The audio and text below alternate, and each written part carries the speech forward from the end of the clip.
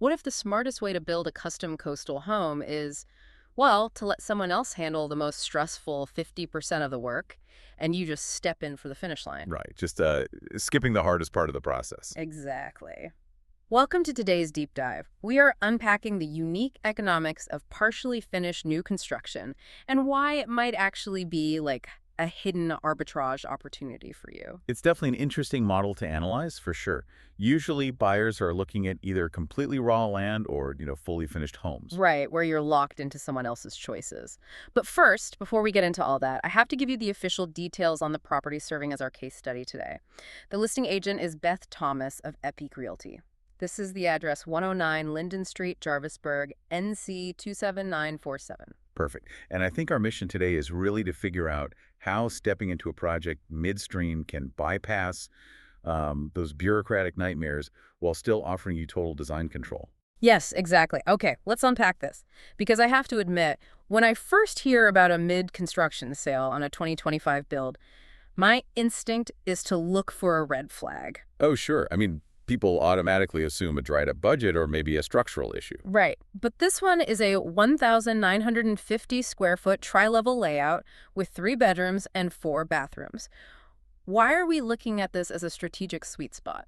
Well, it's a completely fair assumption to look for red flags. Mm. But in coastal real estate, the initial phases of building are just notoriously unpredictable. Unpredictable how? Like with the weather or? Weather, sure, but mainly securing well and septic permits in coastal North Carolina.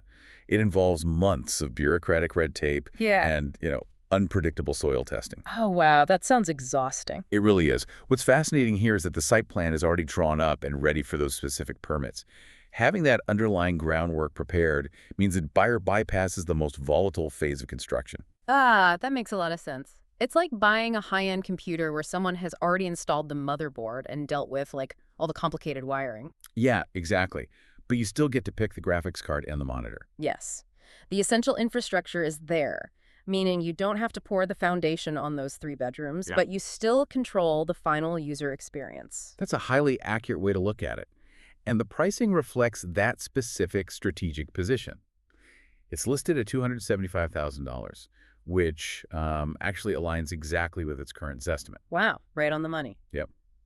You are paying for the heavy lifting that has already been completed without paying the premium for, say, finished builder-grade interiors that you might just want to rep out anyway. So true. So the foundational heavy lifting is done, which anchors that entry price.